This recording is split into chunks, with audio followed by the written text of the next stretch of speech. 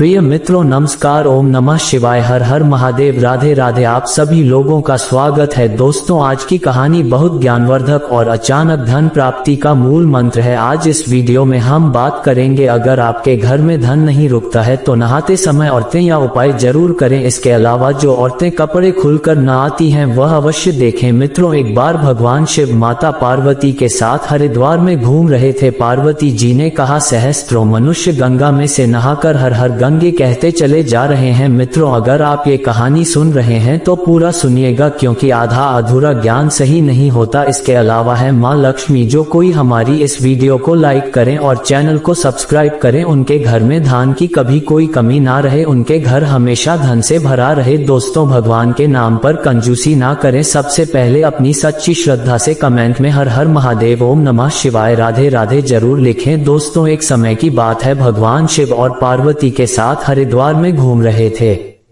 पार्वती जी ने देखा कि सहस्त्रों मनुष्य गंगा में नहा नहाकर हर हर कहते चले जा रहे हैं, परंतु प्रायः सभी दुखी और पापपरायण हैं।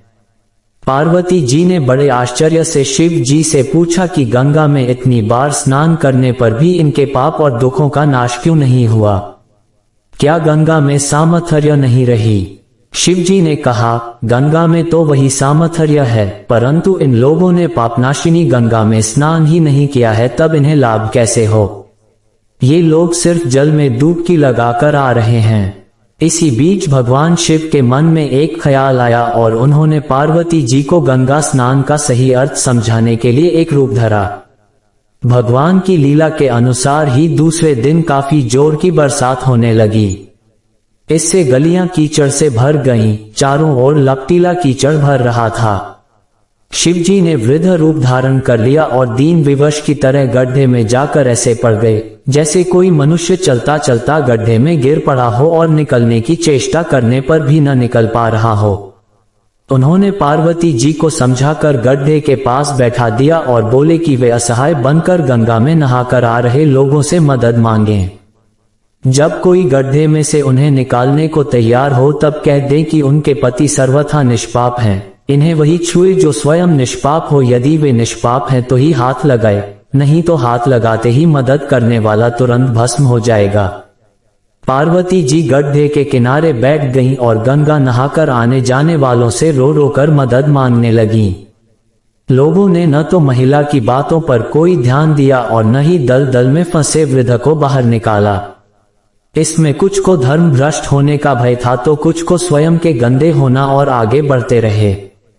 कुछ लोगों ने तो पार्वती जी को ये भी सुना दिया कि वह बुढ़े को मरने दे और अपना नया जीवन शुरू करे।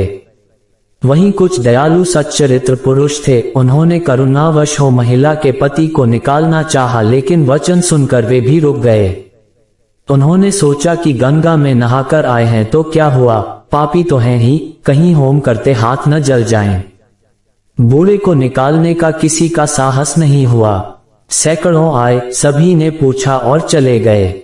शाम हो चली लेकिन वृद्ध अभी गड्ढे में ही था। शिव जी ने कहा, पार्वती देखा, आया कोई गंगा में नहाने वाला। थोड़ी देर बाद ही एक जवान हाथ में लोटा लिए हर हर करता हुआ निकला। पार्वती जी ने उससे भी मदद मांगी। युवक ने तुरंत ही वृद्ध ही को निकालने की तैयारी की। पार्वती ने रोककर कहा कि भाई, यदि तुम सर्वथा निष्पाप नहीं होगे तो मेरे पति को छूते ही जल जाओगे।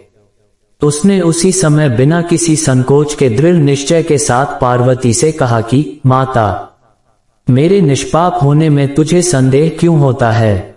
देखती नहीं मैं अभी गंगा नहाकर आया हूँ। भला गंगा में गोता लगाने के बाद भी कभी पाप रहते हैं? मैं अभी तेरे पति को निकालता हूँ। युवक ने लपक कर बूढ़े को ऊपर उठा लिया। शिव पार्वती ने प्रसन्न होकर युवक को अपना असली रूप दिखाकर कृतार्थ किया। शिव जी ने पार्वती से कहा कि इतने लोगों में से इस एक ने ही गंगा स्नान किया है। इसी दृष्टांत के अनुसार जो लोग बिना श्रद्धा और विश्वास के केवल दम के लिए गंगा स्नान करते हैं उन्हें वास्तविक फल नहीं मिलता, परंतु इसका यह मतलब नहीं कि गंगा स्नान व्यर्थ जाता है। विश्वास के साथ किए गए गंगा स्नान का मिलता है वास्तविक फल। गरुड़ पुराण के अनुसार जो व्यक्ति निर्वस्त्र होकर स्नान करता है वह जीवन में कई तरह की परेशानियों से घिरा होता है। इसलिए कभी भी किसी को नग्न होकर स्नान नहीं करना चाहिए। तो आखिर ऐसा क्यों, आइए जानते हैं। अक्सर बड़े बुजुर्ग किसी न किसी बात को लेकर हमेशा रोक टोक करते रहते हैं। उनके रोकने टोकने के पीछे कोई न कोई मान्यता जरूर होती है। पौराणिक मान्यताओं के अनुसार हिंदू धर्म में ऐसे कई सारे नियम हैं जिन्हें जानने के बाद हर व्यक्ति को लाभ मिल सकता है।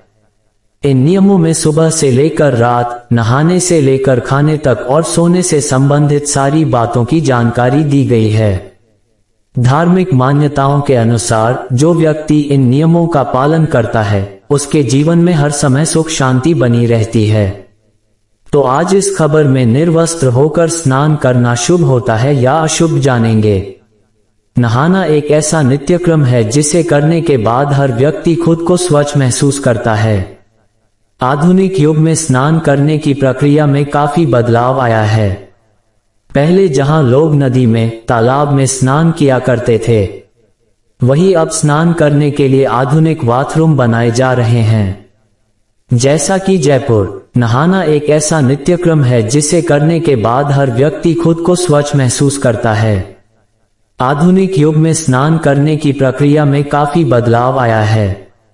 पहले जहां लोग नदी में, तालाब में स्नान किया करते थे, वहीं अब स्नान करने के लिए आधुनिक बाथरूम बनाए जा रहे हैं।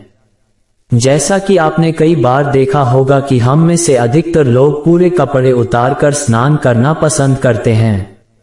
वहीं कुछ लोग नग्न होकर नहाते हैं जो कि उन्हें पापा का भागीदार बनाता है। आपकी जानकारी के लिए बता दें कि पद्म पुराण में निर्वस्त्र होकर स्नान करना वर्जित माना गया है। और साथ ही इसके आपकी जानकारी के लिए बता दें कि पद्म पुराण के अनुसार श्री कृष्ण गोपियों को खुले में निर्वस्त्र होकर स्नान करने के विषय में ज्ञान देते हैं। इस पुराण में बताया गया है कि गोपियां अपने वस्त्र उतारकर स्नान करने जल में उतर जाती हैं और भगवान श्री कृष्ण अपनी गोपियों के वस्त्र चुरा लेते थे और जब गोपियां वस्त्र ढूंढती थी तब उन्हें नहीं मिलते थे। इसके बाद श्री कृष्ण गोपियों से कहते हैं कि तुम्हारे वस्त्र वृक्ष पर हैं, पानी से निकलो और वस्त्र ले लो। कपड़े उतारकर नहाने पर होते हैं ये नुकसान, लेकिन निर्वस्त्र होने के कारण गोपियां जल से बाहर आने में असमर्थता जताती हैं और कहती हैं कि जब वह नदी में स्नान करने आई थी तो उस समय नदी में कोई नहीं था। इसके बाद कृष्ण ने गोपियों से कहा कि ऐसा तुम्हें लगता है कि यहाँ कोई नहीं है, मैं तो हर क्षण हर जगह मौजूद होता हूँ। इसके बाद कृष्ण ने कहा कि आसमान में उड़ते पक्षियों, जीवों ने तुम्हें निर्वस्त्र देखा। इतना ही नहीं, तथा जल रूप में मौजूद वरुण देव ने भी तुम्हें नग्न देखा है, तथा यह उनका अपमान है। आपकी नग्नता ने आपको पाप का भोगी बनाया है।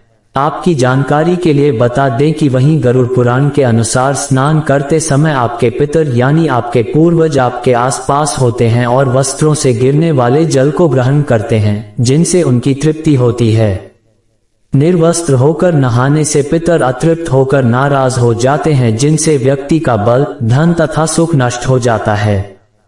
इसलिए कभी भी निर्वस्त्र होकर नहीं नहाना चाहिए। विष्णु पुराण के 12वें अध्याय में कहा गया है कि मनुष्य को कभी निर्वस्त्र होकर स्नान नहीं करना चाहिए। स्नान के समय शरीर पर एक कपड़ा होना चाहिए। शास्त्रों के अनुसार नग्न अवस्था में स्नान करने से पितृ दोष लग सकता है। पौराणिक कथा के अनुसार जब सरोवर में गोपियां निर्वस्त्र होकर स्नान कर रही थी तब कृष्ण अपनी लीला से उनके वस्त्र हरण कर लेते थे। कान्हा गोपियों को निर्वस्त्र होकर स्नान करने पर मना करते थे। एक बार कृष्ण ने गोपियों को समझाते हुए कहा था कि निर्वस्त्र होकर स्नान करने से वरुण देवता, जल देवता का अपमान होता है। शास्त्रों के अनुसार वातावरण में कई प्रकार के जीवन सूक्ष्म रूप में मौजूद रहते हैं। ऐसे में निर्वस्त्र होकर नहाने से दोष लगता है, जिससे व्यक्ति का सुख और धन नष्ट होने लगता है।